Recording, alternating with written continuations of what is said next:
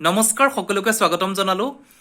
Actually বহুত কেইটা video request মোৰ পেন্ডিং হৈ আছে আৰু বহুত কেইটা টপিকৰ ওপৰত অলৰেডি আমি ডিসকাস কৰিবলৈ বাকি আছে যেহেতু এইকেইদিন মই যথেষ্ট ব্যস্ত হৈ আছো মোৰ নিজৰ অফিচিয়েল কামত হেতু কাৰণে মই ভিডিঅ খিনি কমপ্লিট কৰিব পৰা নাই কিন্তু মই আজি এইটো যেটো ভিডিঅ তোমালোকলৈ আগবঢ়াইছো এটো কাৰণে আগবঢ়ালো এটো অতি ইম্পৰ্টেন্ট হয় তোমালোকে জানিব লাগে আৰু এই যে স্কলাৰশিপৰ কথা হয় এইখিনি কথাত ক্ষেত্ৰত কি হয় আমাৰ নৰ্থ ইষ্টৰ বিশেষকৈ অসমৰ কথাই কওঁ বহুত ষ্টুডেণ্টে কথাখিনি গম নাপায় আৰু গতিকে তেওঁলোকে যিখিনি তেওঁলোকৰ যোগ্যতা অনুযায়ী তেওঁলোকে পাব লাগে গভৰ্ণমেণ্টৰ হওক বা বেলেগ বেংকৰ পৰা সো সেইখিনি তেওঁলোকে নাপায় গতিকে মই সেইটো কাৰণে মই এই ভিডিঅটো দিছো আৰু যদি পাৰো মই আৰু কেইটামান ভিডিঅ আজি দিম তোমাৰ সায়েন্সৰ পৰা আৰ্টছৰ বেলেগ বেলেগ টপিকৰ তৈ কিন্তু এই ভিডিঅটো যেটো তোমাৰ HDFC বেংকৰ যেটো তোমাৰ স্কলাৰশিপ স্কিম হয় হেতু বিষয়ে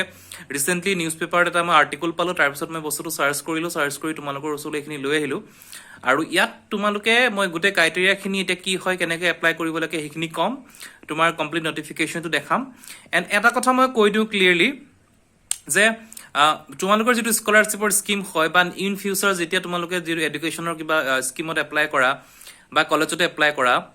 তোমাৰ কিছুমান পাৰ্টিকুলাৰ বস্তু কন্ডিশন থাকে ধৰা এনুৱেল ইনকাম থাকিব পাৰে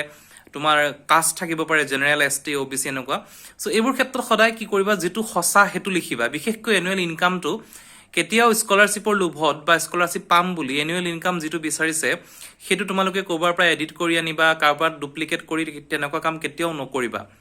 কাৰণ তোমালোকৰ এটোৰ লগত তোমাৰ এডুকেশনটো জড়িত হৈ আছে আৰু ভগৱানে নকৰক এনেকুৱা ক্ষেত্ৰত কিবা কাৰণত যদি তোমালোকৰ কিবা এটা কথা পাব্লিক হৈ যায় তেতিয়া তোমাৰ এডুকেশন কেৰিয়াৰ যথেষ্ট অসুবিধা হ'ব গতিকে যি সকল ইয়াৰ এলিজিবল হয় যোগ্যতা আছে তেওঁলোকে এপ্লাই কৰা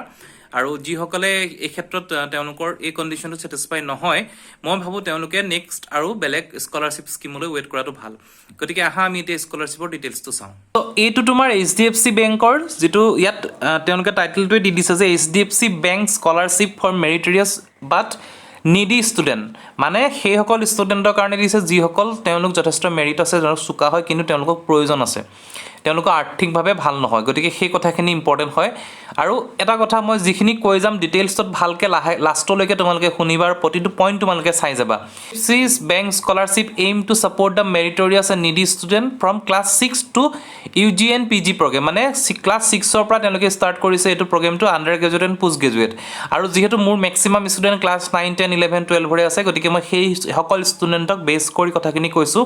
যদি তোমালোকৰ জুনিয়ৰ বা তোমালোকৰ সিনিয়ৰ বা কোনোবা থাকে তেওঁলোককো তোমালোকে এই কথাখিনি জনাব পাৰা এই যেটো স্কলাৰশিপ হয় হেতু এনেকুৱা হৈছে যে student who are unable to bear the cost of education due to personal and family crisis and another and or any other financial problem or risks okay so যি সকলে তোমাৰ ফ্যামিলি বা পাৰ্সোনেল ক্ষেত্ৰত তেওঁলোকৰ ফাইনান্সিয়াল প্ৰবলেম যাৰ financial problem পৰিছে তেওঁলোকে এটো তোমাৰ স্কলাৰশিপ পাব অ্যাসিস্ট্যান্ট টু পাব up to 75000 year up to মানে এটো কথা কোৱা না যে তুমি 75000 এ পাবা হেতুৰ ভিতৰ ৰেঞ্জত কিবা এটা তেওঁলোকে দিব এনুৱেলি দিব হাফ ইয়েলি দিব এনেকুৱা বহুত কন্ডিশন থাকে স্কলাৰশিপৰ হেখিনি তোমালোকে ভালকে সাৰ্চ কৰিলে গম পাবা কিন্তু মই জাস্ট মেইন পইণ্ট কেটা কৈছো সো এই যেটো স্কিম হ'ব হেতু এডুকেশনাল ক্ৰাইসিস স্কলাৰশিপ বুলি কোৱা হৈছে CSESC আৰু যেটো এটা পৰিৱৰ্তন চলি আছে পৰিৱৰ্তন এটা সোশ্যাল ইনিশিয়েটিভ হয় হেতু আন্ডাৰত এটো আহিছে and for the field of education and livelihood training মানে এডুকেশনটো জানা লাইভলিহুড মানে যেটোলৈ জীৱিকালৈ আমি জিয়াই থাকো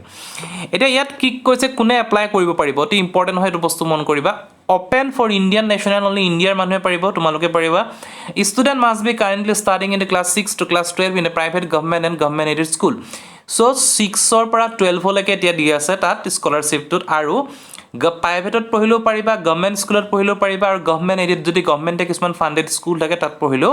তোমালোকে এপ্লাই কৰিব পাৰিবা the applicant must have passed the previous qualifying examination with a 55% of marks তো কি কৰিব লাগিব আজিৰ ডেটত তুমি লাষ্ট যেটো কোৱালিফাইং এক্সামিনেশন ক্লাছ 9 10 ৰ খিনি কাৰণে ক্লাছ 9 ৰ যেটো কোৱালিফিকেশন এক্সামিনেশন ক্লাছ তোমাৰ যিখিনি 10 মানে যিসকল এবাৰ যেহেতু মেট্ৰিক নহলে গতিকে তেওঁলোকৰ কাৰণে 9 এখনে ধৰা যাব আৰু যিসকল ক্লাছ 12 ত আছে তেওঁলোকৰ ক্লাছ 11 ৰ যদি মাৰ্কশিট আছে বা ক্লাছ 10 ত এখিনি যিসকল পালা তেওঁলোকৰ যদি তোমাৰ 8 9 ৰ মাৰ্কশিট আছে সেইখিনিৰ ওপৰত বেছ কৰি দিব আপ টু 55% কিন্তু পাব লাগিব এক্সামটোত এণ্ড অতি ইম্পৰ্টেন্ট পইণ্ট এটোৱে হয় যে applicant annual family income must be less than or equal to 2.5 lakh এই বস্তুটো সদায় মনত ৰাখিবা তোমালোকে কেতিয়া ভুল ডাটা নিদিবা মই আগতেও কৈছো আকৌ কম তুমি এবছৰত তোমাৰ ফেমিলিৰ ইনকামটো 2,50,000 সমান হ'ব লাগিব, তাতকৈ কম হ'ব লাগিব। সেই ইনকামটো কেনেকৈ উলিয়াব? যদি তোমালোকৰ পেৰেণ্টছ কোনোবাই চাকৰি কৰে, তেওঁলোকৰ চেলাৰী মান্থলি যিটো চেলাৰী থাকে সেইটো তোমালোকে 12 মাহত উলিয়াবা, সেইটো এটা ইনকাম বেচিছ হয়। যদি কাৰোবাৰ চাকৰি নাথাকে, ব্যৱসায় থাকে, তেওঁলোকৰ যিটো ইনকাম হয়, কাৰণ আজিকালি সকলোৰে ব্যৱসায়টো এটা ব্যৱসায়ৰ এটা চাৰ্টিফাইড ইনকাম থাকে, তোমাৰ GST CST এনেকুৱা কিছুমান লগোৱা থাকে,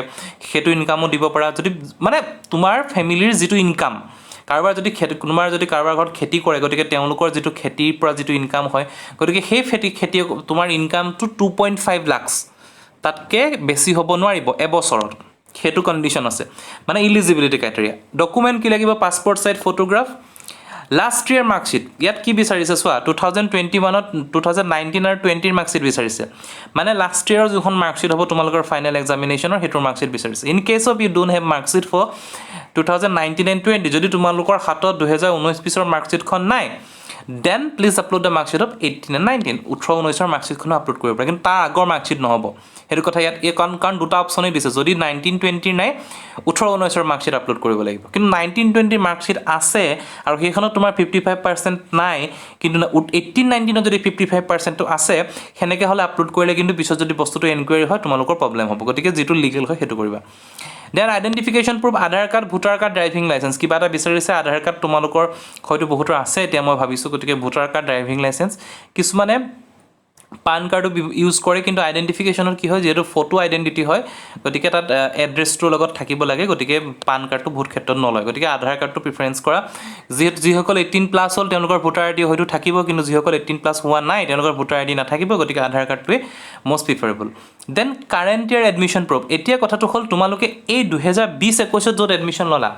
যিসকল 10ত তেওঁলোকেতো এডমিশ্যন লৈছিলা, তোমাৰ সেইটো এডমিশ্যন প্ৰুফ এটা লাগিব যে তোমালোকে কিমান টকা দি এডমিশ্যন লৈছিলা। আৰু সেই বস্তুটো যিসকল তোমাৰ 11-12ত তেওঁলোকৰ এডমিশ্যন লৈছিলা, গতিকে লাষ্ট ইয়েৰ এডমিশ্যন প্ৰুফ লাগিব। ফি এডমিশ্যন প্ৰুফত কি থাকিব লাগিব? ফি ৰিচিপ্ট, কিমান টকা স্কুলে বা কলেজে তোমাৰ পৰা লৈছিলে, এখন ৰিচিপ্ট লাগিব। এডমিশ্যন লেটাৰ লাগিব, তুমি যে এডমিশ্যন লৈছা সেই লেটাৰখন লাগিব। ইনষ্টিটিউশ্যন আইডি কাৰ্ড, ইনষ্টিটিউশ্যনৰ আইডি কাৰ্ডখন দিব লাগিব। এইখিনি শ্লেছ মৰা আছে, মানে এডমিশ্যন ফিৰ প্ৰুফটো আৰু তুমি যোনটো দিয়া। দেন বনাফাইড চাৰ্টিফিকেট মানে এনেকুৱা হয় যিখন তোমাক এখন স্কুল বা কলেজে লিখি দিয়ে যে এই ষ্টুডেণ্টজন আমাৰ কলেজত এতিয়া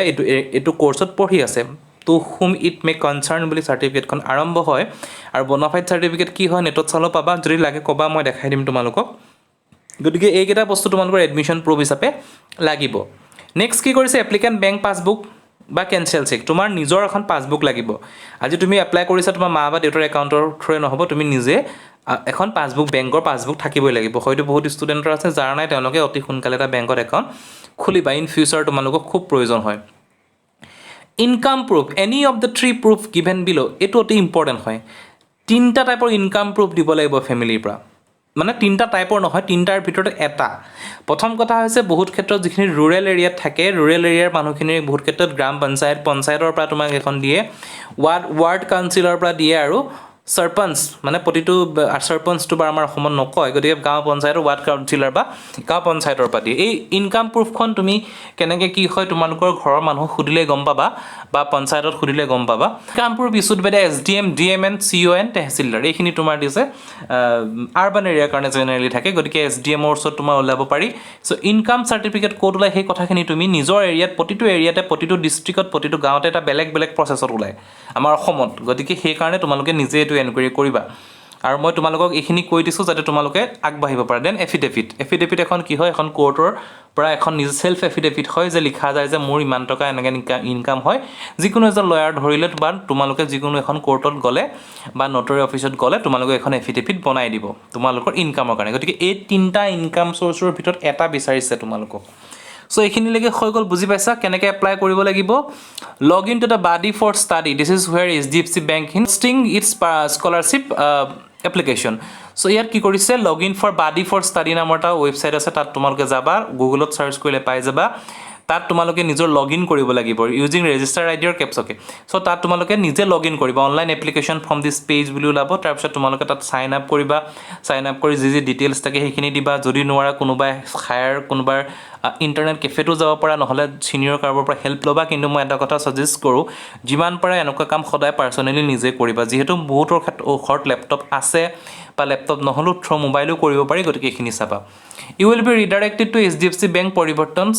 ECS স্কলাৰশ্বিপ গতিকে সেইটো হোৱাৰ লগে লগে যদি তুমি ক্লিক কৰিবা তোমাক HDFC বেংকৰ এটা স্কলাৰশ্বিপ ফৰ্মেটলৈ লৈ যাব ষ্টাৰ্ট এপ্লিকেণ্ট কৰিবা এপ্লিকেশ্যন ষ্টাৰ্ট কৰিবা টাৰ্মছ এণ্ড কণ্ডিশ্যন চাবা প্ৰিভিউ চাবা আৰু তাৰপিছত নেক্সট তুমি তোমাৰ যি ছাবমিশ্যন কৰিব লাগে সেইটো হিচাপে ছাবমিট কৰি যাবা গতিকে মই তোমালোকক আইডিয়াটো দি দিছোঁ গাইডটো কৰি দিছোঁ তোমালোকে নিজে আগবাঢ়া যদি কিবা ইছ্যুজ থাকে মোক জনাবা আৰু যিমান পাৰা নিজে ট্ৰাই কৰিবা এইখিনি এটা কথা এইটো 31 জুলাইলৈকে লাষ্ট হয় কৰোণাৰ কাৰণে অলপ লেট হৈ হৈছে 31 জুলাই লৈছে জেনেৰেলি মাৰ্চ এপ্ৰিল মানতে এইখিনি আৰম্ভ হয় গতিকে যিসকল ষ্টুডেণ্টৰ অকণমান ফাইনেন্সিয়েলি উইক হয় তেওঁলোকে এপ্লাই কৰিব পৰা অকল HDFC বেংক নহয় বহুত বেংকৰ বেলেগ বেলেগ নটিচ থাকে এই বস্তুটো মই আজি দেখা পালোঁ সেইটো কাৰণে তোমালোকক ক'লোঁ গতিকে মোৰ এইখিনিয়ে ভিডিঅ'টো আৰু যিসকলে শেষলৈকে চালে তেওঁলোকক ধন্যবাদ আৰু এতিয়া আমি কি কৰিম আৰু যিখিনি পৰৱৰ্তী ভিডিঅ' আছে খুব সোনকালে মই ভিডিঅ'খিনি আপলোড কৰিম গতিকে আজিলৈ ইমানখিনিয়ে থেংক ইউ